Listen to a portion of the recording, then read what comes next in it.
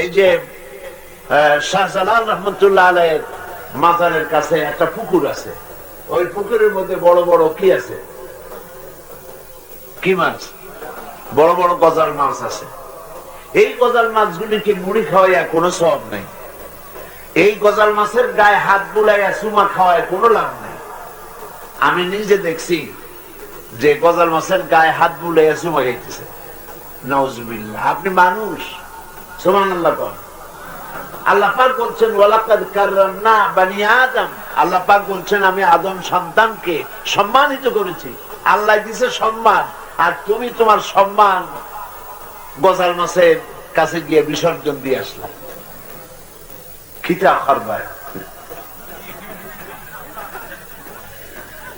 এরপরে আরো দেখেন, চট্টগ্রামে দেখেছি সেখানে বাজে বস্তান আছে, বাইজুল বুস্তামি রহমতুল্লাহ আলাইহির একটা জায়গা আছে, ওখানে নাকি তিনি আসছিলেন বলে লোকেরা মনে করে। ওখানে একটা পুকুর আছে, সেই পুকুরের মধ্যে আছে কচ্ছপ। আমার নিজের চোখে দেখেছি কচ্ছপের পায়ে হাত দিয়ে কদম মুচি করতেছে। আহারে কপাল পোড়া, আহারে কপাল পোড়া। এরা কি মুসলমান বলে?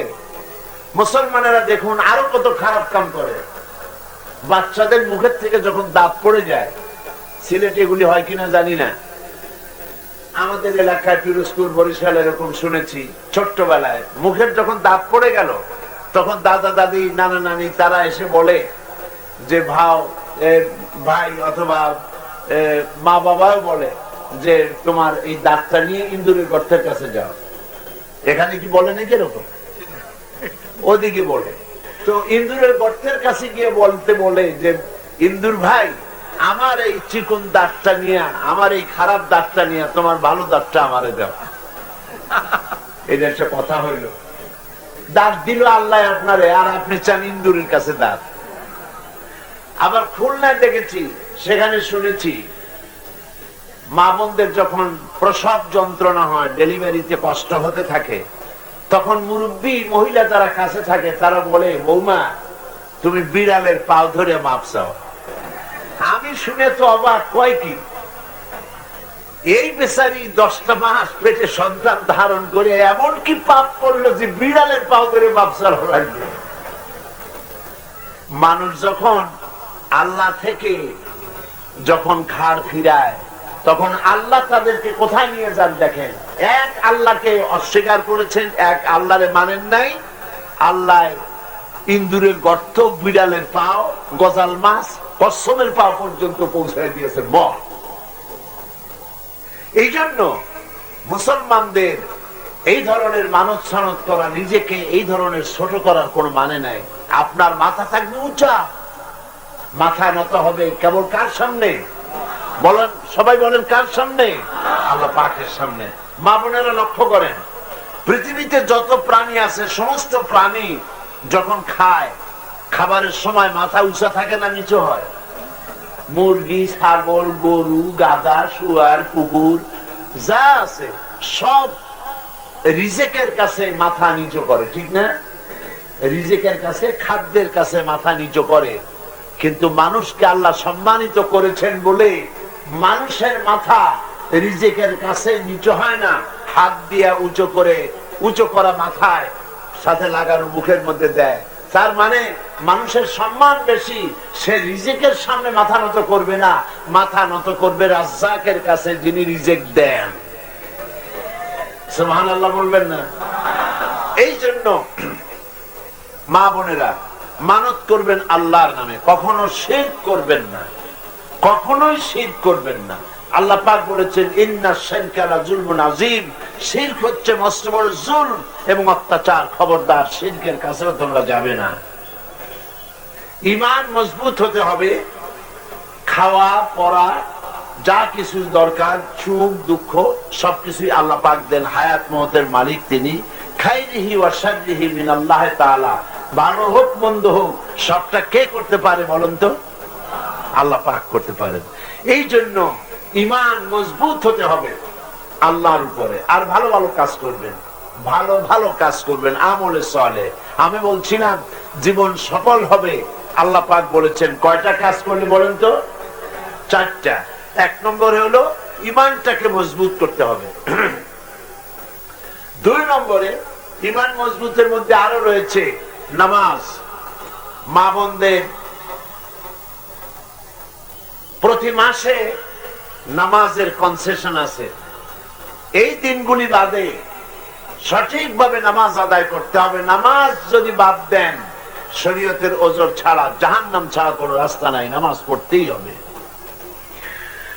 রমজান মুবারকের রোজা, হজ ফরজ হলে হজ, যাকাত ফরজ হলে যাকাত, এগুলি আপনাদেরকে করতে হবে।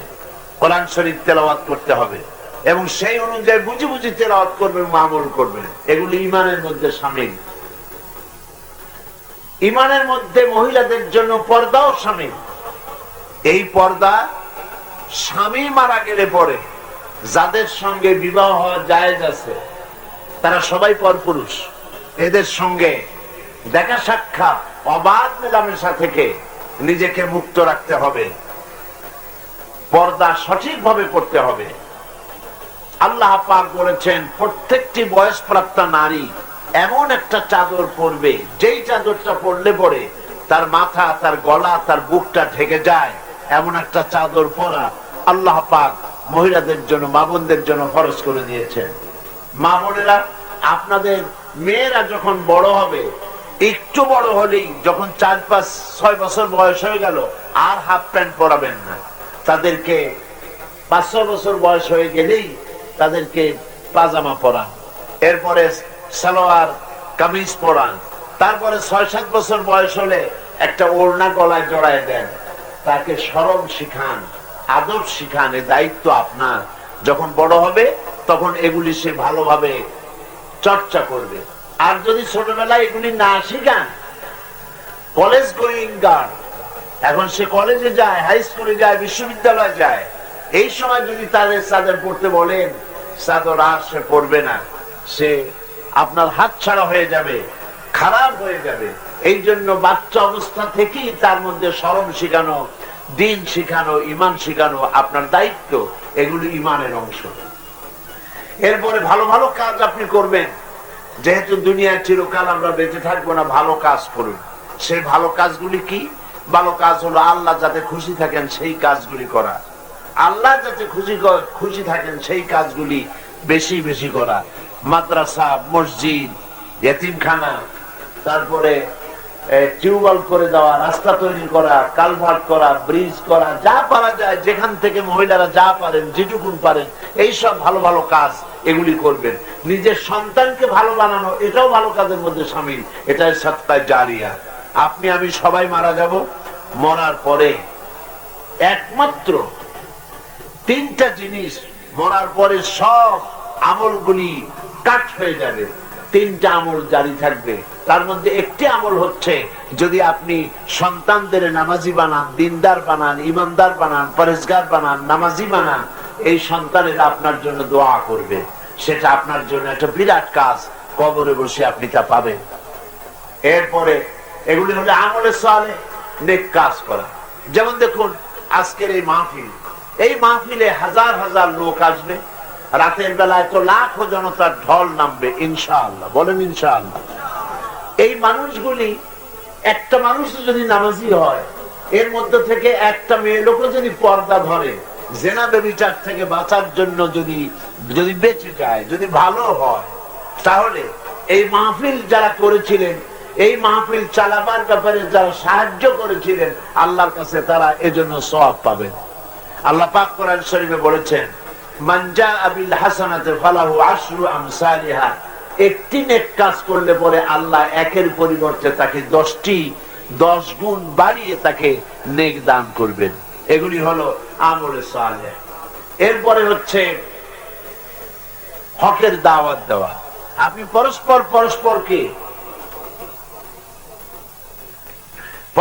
পরস্পরকে দাওয়াত দিবেন।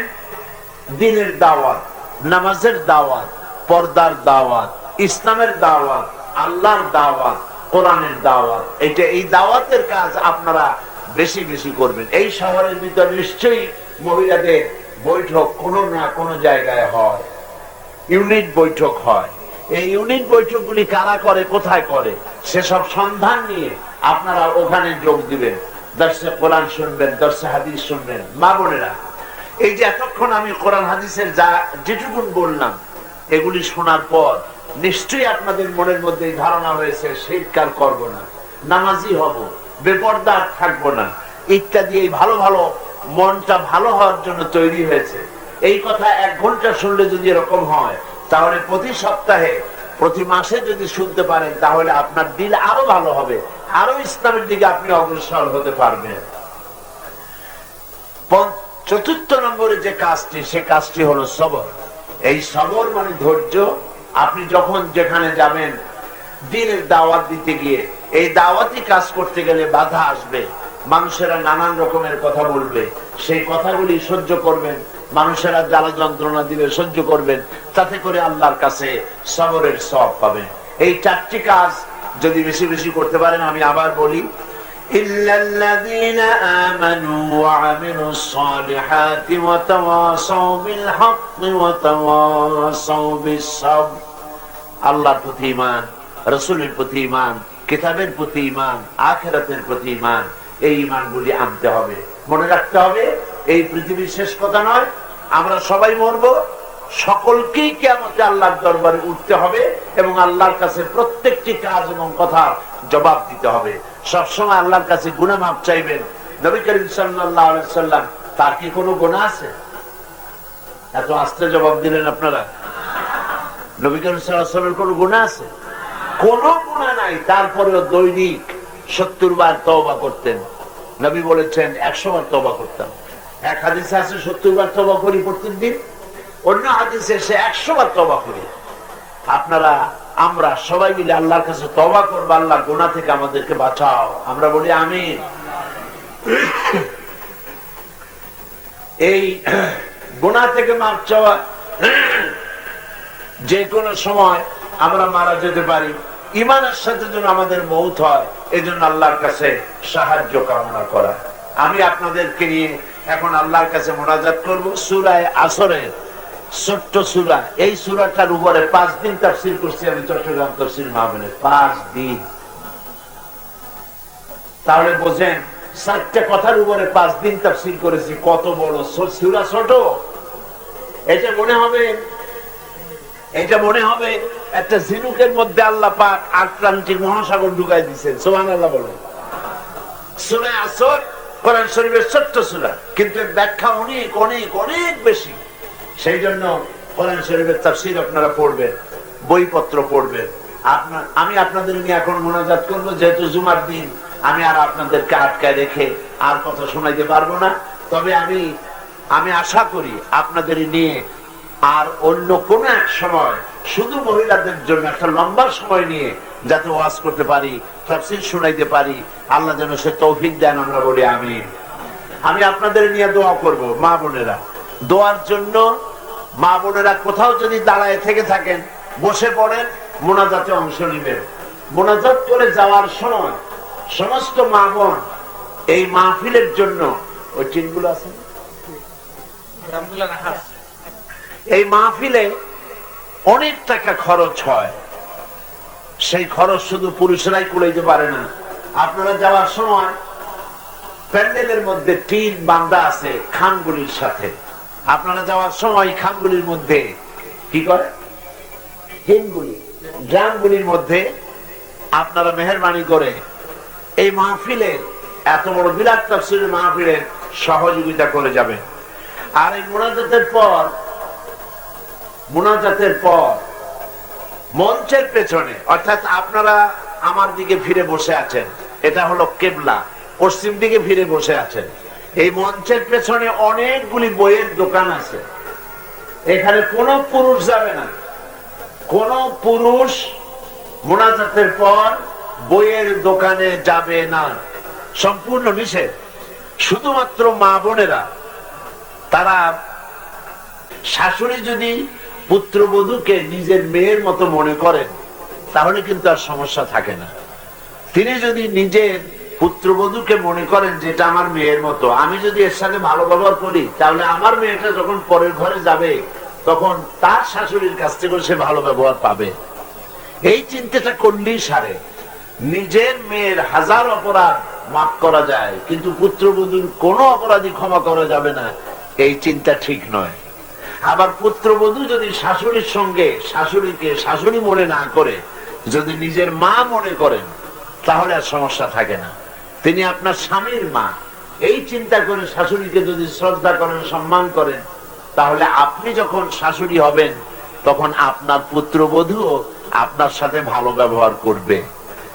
আপনি যখন আপনার শাশুড়ির সাথে খারাপ ব্যবহার করেন, এই দৃশ্য আপনার পুত্রবধূ দেখে, আর আপনার সাথে কি ব্যবহার করবে সে কথা সে তখনই সিদ্ধান্ত নিয়ে নেয়।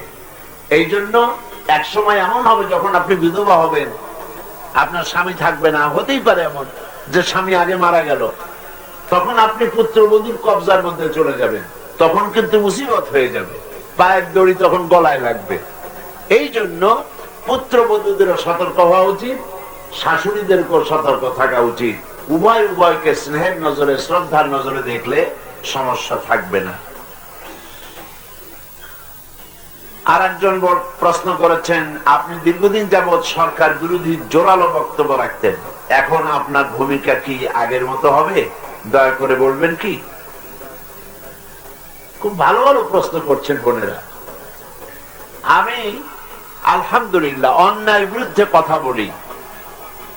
সরকার, গতবারে আমি ছিলাম বিরোধী দলে, আর সরকার যেসব অন্যায় কাজ করেছে তার প্রতিবাদ করেছি জোরালো ভাবে।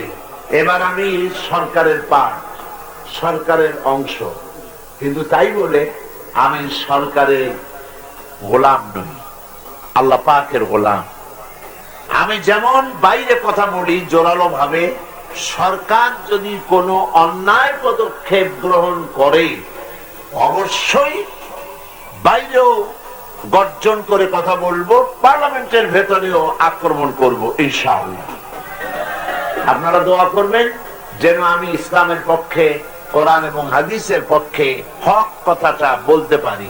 আল্লাহ যেন সে তৌফিক দান করে।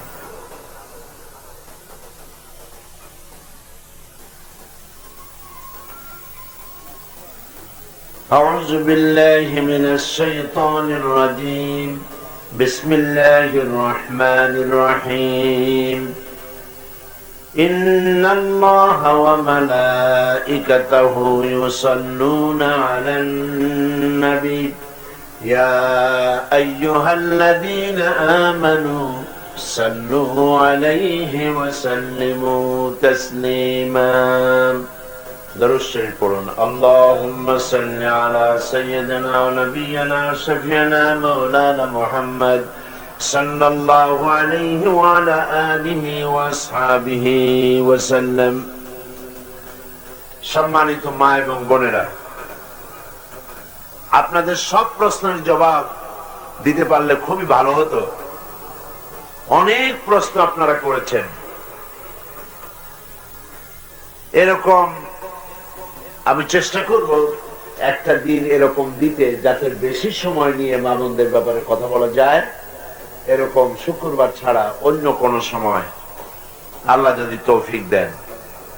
এখন আমি জুমার দিন, দোয়া কবুলের দিন, আমি বিশেষভাবে কিছু কথা আপনাদের সামনে আরজ করতে চাই, খুব সংক্ষেপে, যাতে আপনাদের কষ্ট না হয়, বাড়ি ফিরে যেতে পারেন মোনাজাত করে। মোনাজাত আজকের মাহফিলের বিশেষ আকর্ষণ। অনেকের বিয়ে হয়েছে, দীর্ঘদিন সন্তান হয় না, নানান রকমের কষ্ট আছে, মুসিবত আছে, ছেলে মেয়ে কথা শোনে না, অথবা স্বামীর সঙ্গে মনোমালিন্য আছে, সবার জন্য দোয়া করা হবে। মা বোনেরা, এই পৃথিবীতে আমরা এসেছি একটা সংক্ষিপ্ত সময় নিয়ে, সংক্ষিপ্ত একটা জীবন নিয়ে। আমাদেরকে পৃথিবী থেকে বিদায় হতে হবে, আজ হোক আর কাল হোক। এই জীবন সম্পর্কে আল্লাহ পাক ছোট্ট একটি সূরার মধ্যে যা বলেছেন, আমি সেই কথাগুলি আপনাদেরকে শোনাতে চাই। কোরআনে কারীম আল্লাহ পাক বলছেন, ওয়াল আসরি ইন্নাল ইনসানা লাফি খুসর ইল্লাল্লাযীনা আমানু ওয়া আমিলুস সালিহাতি ওয়া তাওয়াসাউ বিল হাক্কি ওয়া তাওয়াসাউ বিস সাবর। সাদাকাল্লাহুল আযীম। কোরআনে কারীমের এই ছোট্ট সূরাটিতে আল্লাহ পাক বলছেন ওয়াল আসরি ইন্নাল ইনসানা লাফি খুসর। আল্লাহ পাক বলছেন আমি কসম করি সময়ে, আমি কসম করি জীবনে, আমি কসম করি ইতিহাসে। নিঃসন্দেহে মানুষের জীবন ক্ষতিগ্রস্ত, মানুষের জীবন ব্যর্থ।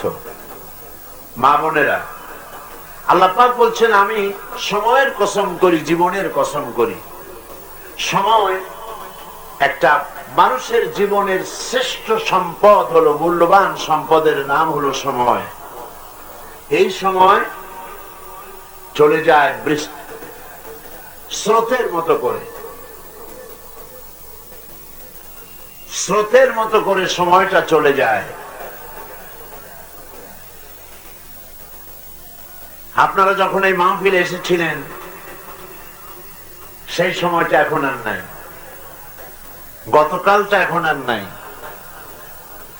একদিন মা বোনেরা আপনার জীবন, আমাদের জীবন এক সময় ছিল আমরা শিশু, আমরা ছিলাম শিশু, তারপরে কৈশোর, তারপরে যৌবন, এরপরে বিয়ে হলো, তারপরে বাচ্চা হলো, যৌবন গেল, বার্ধক্য এলো, দাদি দাদা নানি নানা ইত্যাদি হলো, তারপর একদিন দুনিয়া থেকে বিদায় হয়ে গেল।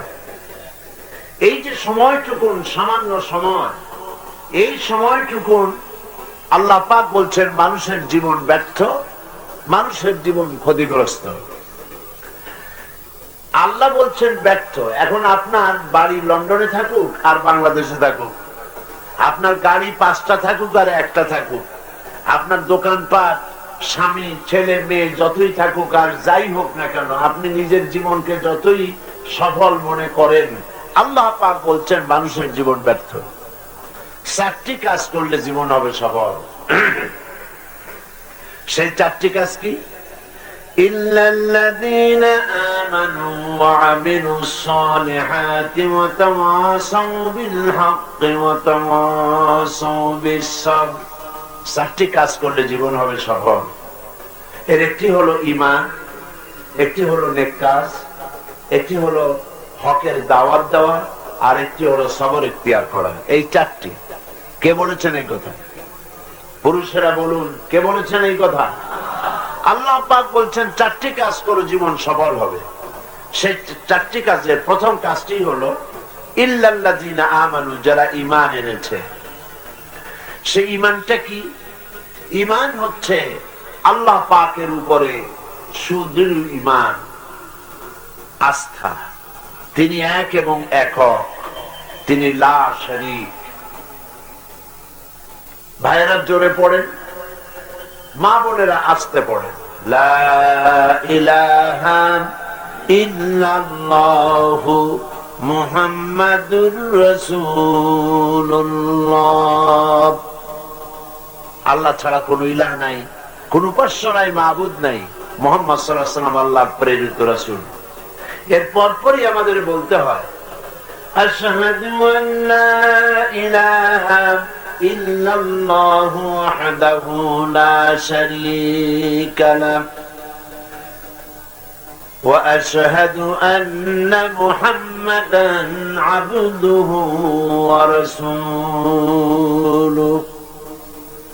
আমি সাক্ষ্য দিচ্ছি আল্লাহ এক এবং একক, তার কোনো অংশীদার নাই।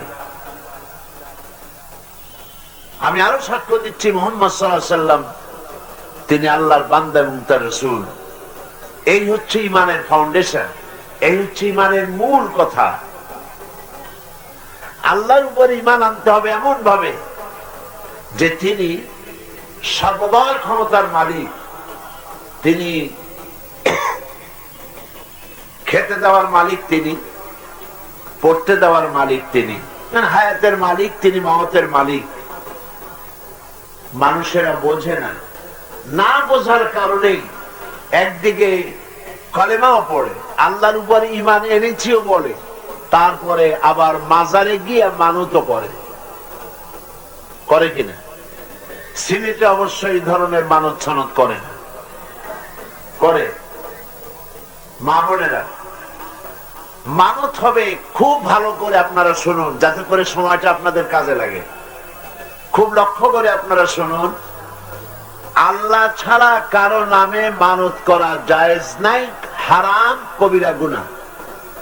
হযরত শাহজালাল রহমতুল্লাহ আলাইহির নামে মানত করা যাবে না, শাহ পরান রহমতুল্লাহ আলাইহির নামে মানত করা যাবে না, খাজা মঈনুদ্দিন চিশতি রহমতুল্লাহ আলাইহি, বড় পীর আব্দুল কাদের জিলানী রহমতুল্লাহ আলাইহি থেকে শুরু করে কোন বড় পীর, ছোট পীর, কোন পীরের নামে, কোন মানুষের নামে মানত করা জায়েজ নাই, হারাম।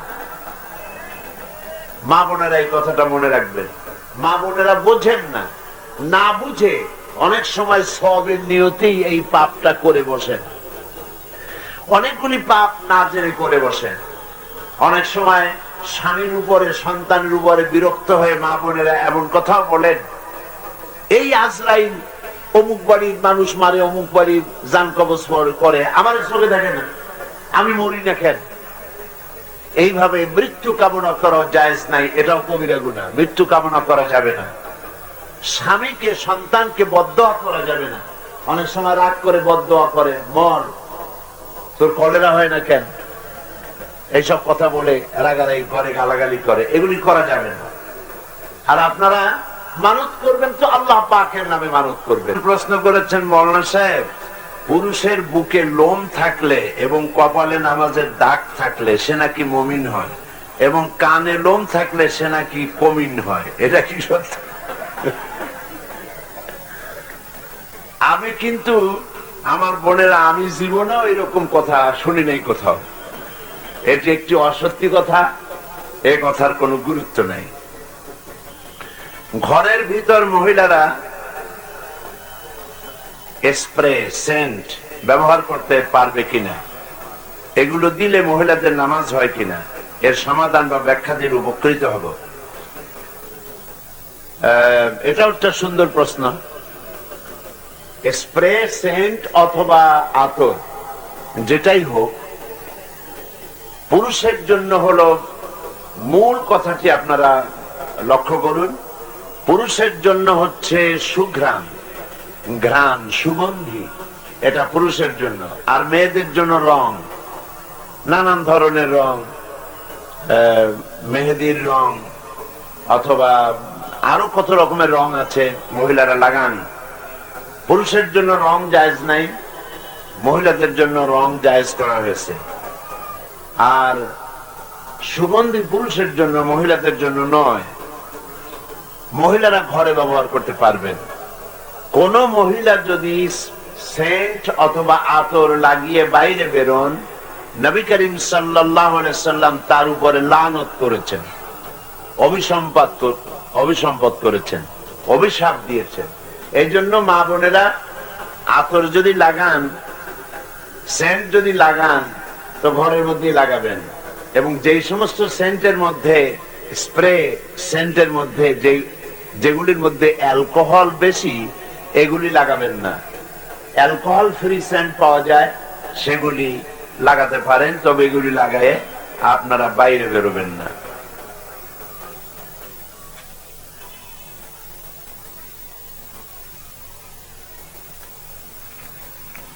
আরেক বোন প্রশ্ন করেছেন, নারায়ণগঞ্জের আপনার বক্তব্য নিয়ে মামলা হয়েছে, একটু আলোচনা করুন। সিলেটের মা বোনেরা দারুণ সচেতন, পত্রপত্রিকা পড়েন, খবর রাখেন। মামলা একটা হয়েছে, তবে এটা কোনো নতুন কথা আমি বলিনি, আমি পুরানা কথাই বলেছি। আমি সারা জীবন বলে আসছি এবং এটা বলতেই থাকবো। দুইটা বিষয় আমি কথা বলেছি।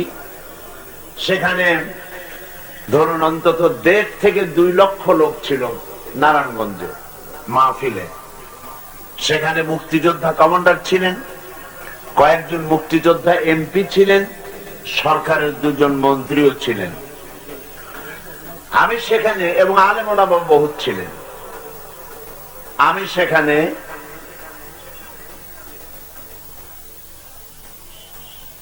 আমার ওয়াজের ভিতরে এই যারা দাঁড়ায় আছেন মেহেরবানি করে সরে যান না। আপনারা তো আমার বক্তব্য এখানে 2 ঘন্টা 2.5 ঘন্টা শোনেন রাতের বেলায়, আপনারা মা বোনদের একটু সুযোগ দিবেন না? মেহেরবানি করে সরে যান। বাম দিকে যারা দাঁড়ায় আছেন সব দিকে চলে যান, যান, অনুরোধ করছি, চলে যান। তো ওইখানে আমি যে দুটো কথা বলেছি মা বোনেরা লক্ষ্য করুন, তার একটি হচ্ছে মূর্তি, আরেকটি হলো ফাতোয়া।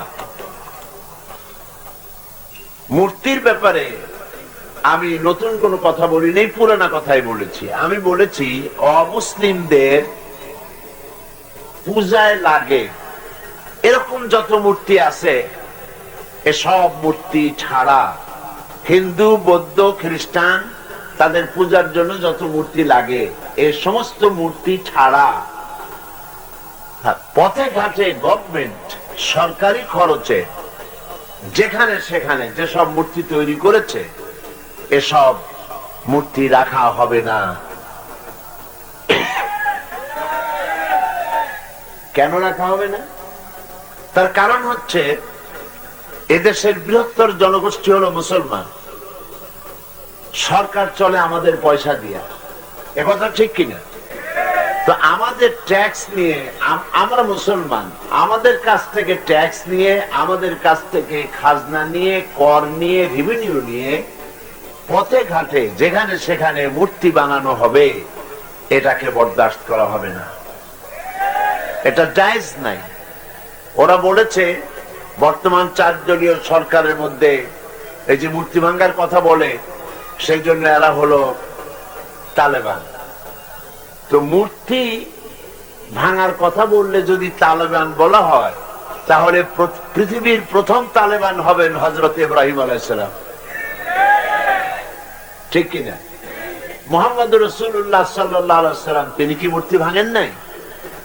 কোন জায়গার মূর্তি ভাঙছেন? আল্লাহর ঘরের মধ্যে মূর্তি ঢুকাইছো কেন?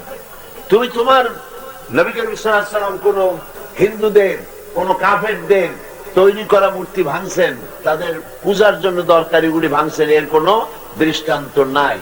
কাজী মুসলমানের পয়সা দিয়া মসজিদ নগরী ঢাকা, সেটাকে মন্দিরের নগরী, মূর্তির নগরী বানানো হচ্ছে। এইখানে আমরা আপত্তি করেছি যে অমুসলিমদের মূর্তি ছাড়া এমনি যত মূর্তি তৈরি করা হয়েছে এগুলি রাখা হবে না। ওরা এটার ব্যাখ্যা দিয়া ভাস্কর্যের নামে স্বাধীনতার যে সমস্ত যা বানানো হয়েছে সব সাইডি ভেঙে বেড়াইতে বলছে, এ কথা ঠিক নয়। আপনি ভাস্কর্য, এটার বাংলা কি হবে? না, বাংলা এর ইংরেজিটা কি? স্ট্যাচু। তো স্ট্যাচু স্কাল্পচার। এখন এই স্কাল্পচার যেটা, সেইটা আপনি বিভিন্ন আকৃতিতে মানুষের ছবি বাদ দিয়ে যেমন খুশি তেমন আঁকা বাঁকা, উঁচা নিচা একটা কিছু আপনি বানাই দিলেন, যেমন গুলিস্তানের মোড়ে ঢাকায় করা হয়েছে। সৌদি আরবে এরকম বহু ভাস্কর্য আছে, কিন্তু মানুষের আকৃতিতে একটাও নাই। মানুষের আকৃতি, প্রাণীর আকৃতি বাদে বাকি আপনি এগুলি করতে পারবেন এরকম, কিন্তু মানুষের আকৃতি দিয়ে যদি বানান, তাহলে নবী করিম সাল্লাল্লাহু আলাইহি ওয়াসাল্লাম বলেছেন, কেউ যদি আল্লাহর সৃষ্টির অনুরূপ প্রাণী যদি তৈরি করে, তাহলে কিয়ামতের দিন আল্লাহ পাক তাকে বলবেন, তুমি এটার মধ্যে জান দাও। তুমি যে মূর্তিটা বানাইছো, এই মানুষটা বানাইছো, এই কুত্তাটাই, ঘোড়াটাই বানাইছো, এর মধ্যে তুমি জীবন দাও। সে জীবন দিতে অক্ষম হবে, পানি জীবন দিতে সে অক্ষম হবে। তখন আল্লাহ পাক ওই মূর্তিটা যে বানাইছিল তাকে এবং মূর্তিটা দুটোকেই একসাথে জাহান্নামে নিক্ষেপ করবেন। নাউযুবিল্লাহি মিন যালিক। আমি যা বলেছি কোরআন হাদিস থেকেই বলেছি, কোন মুসলমান মূর্তি বানাতে পারে না। মূর্তি বানানো মুসলমানদের জন্য সুস্পষ্ট ভাবে হারাম, নিঃসন্দেহে হারাম, এই কথাটা বলেছি। 2 নম্বরে বলেছি ফতোয়া। বলেছি কোর্ট দিয়ে ফতোয়া নিয়ন্ত্রিত হবে না, ফতোয়া দিয়ে কোর্ট নিয়ন্ত্রিত হবে। ওরা বলেছে আমার এই কথা দিয়ে নাকি আদালতকে অবমাননা করা হয়েছে। যারা বোঝে না তারা এরকম বলে। আমার কথা দিয়ে আদালত অবমানিত হয়নি, আদালত সম্মানিত হয়েছে। কিরকম? ফতোয়াটা কি মা বোনেরা খুব লক্ষ্য করুন। ফতোয়া এইটা কোন মেম্বার, চেয়ারম্যান, মসজিদের মুয়াজ্জিন, ইমাম, মৌলবী, ফতোয়া এদের ব্যাপার নয়।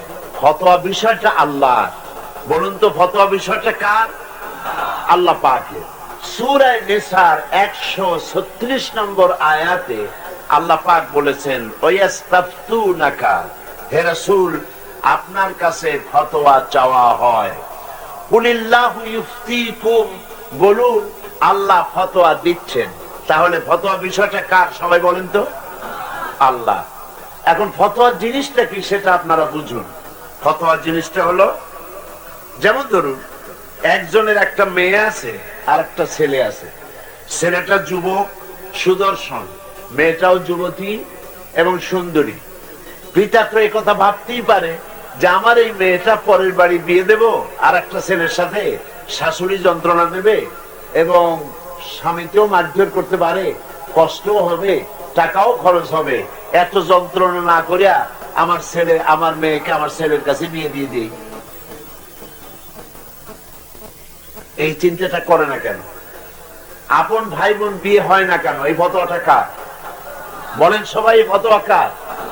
আল্লাহ পাকের ফতোয়া। সেই জন্যই পৃথিবীতে মুসলমানেরা নিজের ছেলে মেয়ের সঙ্গে ভাই বোন বিয়ে দেয় না, জায়েজ নাই। নিজের শাশুড়ি বিয়ে করে না, খালা বিয়ে করে না, তারপরে নানি বিয়ে করে না, দাদি বিয়ে করে না। কার ফতোয়া এগুলি? বলেন সবাই, আল্লাহ পাকের ফতোয়া। এখন এই ফতোয়া যদি আল্লাহর এই ফতোয়া যদি না থাকে, আল্লাহর এই ফতোয়া দিয়ে যদি কোর্ট পরিচালিত না হয়, কোর্ট যদি আন্দাজে একটা ফতোয়া দেয়, সেটা কি আমরা মানতে পারবো? কোর্টের সেই রায় কি মানবো যে রায় মানতে গেলে আল্লাহর আইন অমান্য করা হয়? আবার ধরুন গরুর গোশ, খাসির গোশ সিলেটে কত করে কেজি? গরু 80, খাসি কত? 150 টাকা। এটা দাম কম না বেশি? নিশ্চয় বেশি। এখন যদি মানুষে মনে করে যে এত 80 টাকা 150 টাকা দামে খাসি আর গরুর গোস্ত না খাইয়া এত কুত্তা বাজারে হাটে, তো এগুলা জমি দিয়া এগুলা খাইলেই তো চলে। এখন কুত্তা মুসলমানে খায় না কেন? বলেন খায় না কেন? আল্লাহ হারাম করেছেন। শুয়োর খায় না কেন? আল্লাহ হারাম করেছেন। বাইন মাছ খায়, অথচ সাপ খায় না। দুটো দেখতে তো প্রায় একই রকম। সাপ খায় নাকি? কেন খায় না? হারাম করা হয়েছে সেই জন্য। সুতরাং এগুলির নামই হলো ফতোয়া। কোর্ট, সেই সব কোর্টের আইন আমরা মানবো, কোর্টের রায় মানবো যে রায় মানতে গেলে আল্লাহর রায় অমান্য করা হয় না। আর কোর্ট যদি এমন কোন আইন করে, এমন কোন রায় দেয় যে রায় মানতে গেলে আল্লাহর আইন অমান্য করা হয়, আমরা সে আইন মানবো না। ফতোয়া মানে হলো আল্লাহর আইন। আল্লাহর আইন দিয়ে কোর্ট কেন? কোর্ট চলবে, কাছারি চলবে, আদালত চলবে, পার্লামেন্ট চলবে, সেক্রেটারিয়েট চলবে, সব চলবে আল্লাহর ফতোয়া দিয়া, আল্লাহর আইন দিয়ে, কোরআনের আইন দিয়ে। এই ছিল আমার কথা। আমার এই কথার বিরুদ্ধে একজনে মামলা করেছে। এটা এখন সাবজুডিস মামলার বিষয়, সেই জন্য ব্যাপারে আমি কথা বলবো না। তবে আমি এই মামলা হওয়ার পর চিন্তা করেছি, যিনি মামলা করেছেন তিনি, তার নাম মুসলমান। আমি দেখেছি একজন মুসলমানের মামলা করছে। আমি অবাক হয়েছি, যখন শত শত কবি কোরআন শরীফ ডাস্টবিনে নিক্ষেপ করা হয়েছিল, তখন উনি কোথায় ছিলেন? এটার বিরুদ্ধে তো তিনি মামলা করেননি। যখন শাইখুল হাদিস মাওলানা আজিজুল হক সাহেবের মতো এত বড় আলেমকে জেলে দিল, তখন তো আলেমদের উপর অত্যাচার হচ্ছে এই বলে তিনি তো কোনো মামলা দায়ের করেননি। সুতরাং মুসলমানদেরকে বুঝতে হবে মূল কথা কি। আলেমরা জাতিকে মিসগাইড করে না, আলেমরাই জাতিকে সঠিক পথে পরিচালিত করেন। এই কথা যারা বোঝে না তারা এইগুলি করে। মামলা হয়েছে, মামলা চলুক, কোর্টে যা ফয়সালা হবে কোর্ট থেকে বলা হয়েছে জুডিশিয়াল ইনকোয়ারির জন্য, জুডিশিয়াল ইনকোয়ারি হতে থাকুক। আমি যে কথা বলেছি কোরআন হাদিসের অনুযায়ী কথা বলেছি, মন গড়া কথা বলি নাই। এক বোন প্রশ্ন করেছেন যে অনেকে ওয়াজ ফরমাইন, কিন্তু এদেশের গ্রামে গঞ্জে অনেক এনজিও প্রতিষ্ঠান দেশের মানুষের উন্নয়ন করার নামে তাদেরকে খ্রিস্টান বানানোর চক্রান্তে লিপ্ত। এইরূপ চক্রান্ত চলার দরুন মুসলমানরা আজ কলঙ্কিত হচ্ছে, তাই এদের বিরুদ্ধে আপনি সজাগ দৃষ্টি রাখবেন কি? হ্যাঁ, আমি তো আমার প্রায় প্রতি মাহফিলেই এসব কথাগুলি বলি যে এনজিও মানেই খারাপ তা নয়। এনজিওর মধ্যে ভালো ভালো এনজিও আছে, নন গভর্নমেন্ট অর্গানাইজেশন, যারা ভালো ভালো কাজ করেন, মানুষের রাস্তাঘাট, পুল, ব্রিজ, হসপিটাল ইত্যাদি তৈরি করে, এরা ভালো কাজ করে। কিন্তু যারা সেবার নামে ধর্মান্তরিত করে মুসলমানদেরকে খ্রিস্টান বানায়, আমরা তাদের বিরুদ্ধে কথা বলি।